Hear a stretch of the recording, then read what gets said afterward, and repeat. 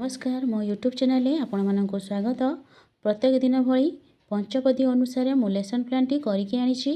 जदि आपण मानक भल लगे दयाकोरी चैनल टी को सब्सक्राइब एवं लाइक करेंगे जहाँ फल कि सर्वप्रथम नोटिफिकेशन आपण मानक पाखु जीवो। यह हेउछि शुक्रवार दिन लेसन प्लान टी श्रेणी शिशु बाटिका 3 विकास दिग नहीं शारीरिक विकास दक्षता नहीं सी 3.3 हाथ आंगुली मध्य नियंत्रण केमती करी कार्य करेंगे से विषय दक्षता नहीं। अतिथि कौन ना विभिन्न अंकन और चित्रकला सामग्री व्यवहार माने आलोचना हम आम जब अंकन करुँ कौन कौन सब सामग्री नहीं कि अंकन करूँ तो सहित आलोचना तुला आंगुठी पेनसिल रबर ये सब व्यवहार करिए कौन बुझिले पचरा हम क्यों सब सामग्री व्यवहार करी आम सब अंकन करूँ जन जन कहे। कार्यटी कर सारा अभ्यास दिज्व ना बही थी विभिन्न आकृति को देखी से हीपरी आंकिबे चित्र आंकिकी देखाइबे और रंग देवे। प्रयोग कौन ना सूक्ष्म मांसपेशीय चलन को पिलाए व्यवहार करी प्रयोग करें प्रसार कले ना सांग समाज में जहाँ जाने प्रसार करेंगे एवं एथे टीएलएम नहीं तुला आंगुठी निज आंगुठी व्यवहार कर जादू पेड़ी रंग। प्रथम श्रेणी भाषा भाषागत विकास दक्षता नहीं सी 10.8 विषय हूँ आम परिवार जमीक दक्षता निर्भुल भाव अक्षर शब्द पठन दि जा फ्लैश कार्ड शब्द गुड़ी को पठन करेंगे सरल शब्द और वाक्य गुड़ी को पढ़े। अभ्यास कौन करेंगे ना अक्षर नहीं किसी अक्षर दिखाई से अक्षर को नहीं किसी सरल शब्द गढ़े शब्द सहित वाक्य किसी गढ़ी पठन करेंगे जो कर शिक्षक सहायता करेंगे।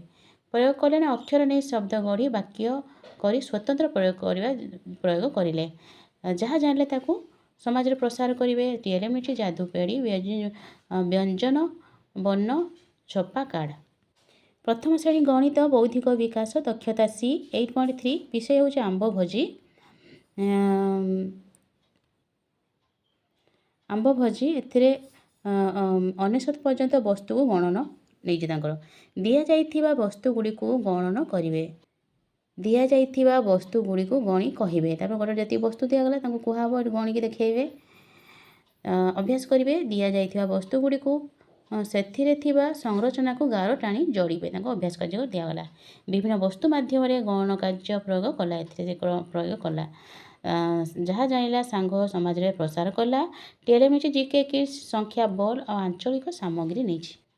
द्वितीय श्रेणी भाषा भाषागत विकास दक्षता नहीं सी 10.3 विषय हूँ होलीर मजा ए पठन केतोटी अक्षर को नहीं शब्द गठन कर पढ़े शब्द पढ़ी सारापर निज मनरू केतोटी अक्षर विशिष्ट शब्द कहे आते जन जन कर पचरा हम जे केतेक शब्द से कहे।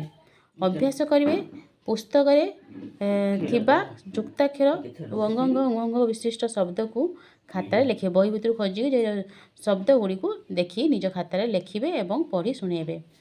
प्रयोग कौन कले ना अक्षर गुड़िक व्यवहार कर शब्द गढ़ा एवं पठन कार्य प्रयोग कले जहाँ जाने समाज में प्रसार कले। टीएलएम नहीं ओडिया अक्षर वर्णमाला फ्लैश कार्ड एवं पुस्तक नहीं। द्वितीय श्रेणी गणित बौद्धिक विकास सी 8.8 आकृतिर धारणा चतुर्पार्श्व देखुवा विभिन्न आकृति विषय आलोचना तो चतुर्पार्श्व सहित कथा ना अतिथि अच्छी पूर्व पाठर आलोचना तो कौन जानी से विषय में आलोचना कर पूर्व पढ़ीचे दि जा वस्तु गुड़ी को चिन्ह आकृति गुड़ी को कहे पुणी कार्य दिगला बोधर कौन जहाँ जानी से अंडरस्टांडिंग कौन बुझे तो से चिन्ह कहे आकृति गुड़ी को।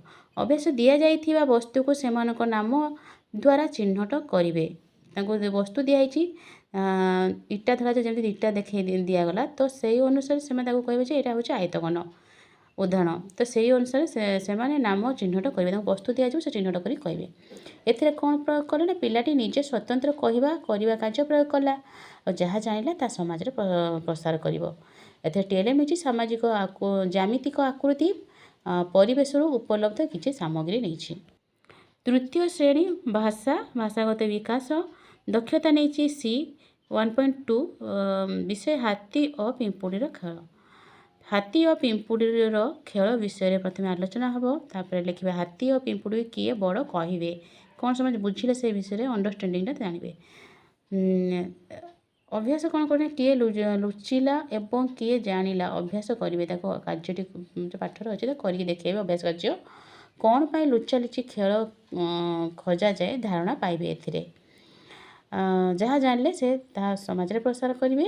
ଏଥିରେ ମୁଁ ନେଇଛି TLM ଗଳ୍ପ କାର୍ଡ଼ ଯାଦୁ ପେଡ଼ି। ତୃତୀୟ ଶ୍ରେଣୀ ଗଣିତ ବୌଦ୍ଧିକ ବିକାଶ ଦକ୍ଷତା ନେଇଛି C2.1 ଅଧିକ କମ୍ ଧାରଣା।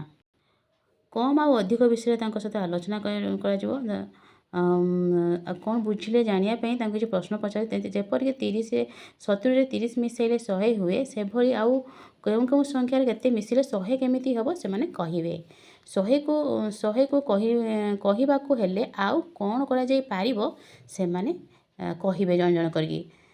ଯେମିତି 30ରେ କେତେ ମିଶାଇଲେ 100 ହେବ, ସେଭଳିଆ ଗୋଟେ ଗୋଟେ ପିଲା ସେମାନେ କହିବେ।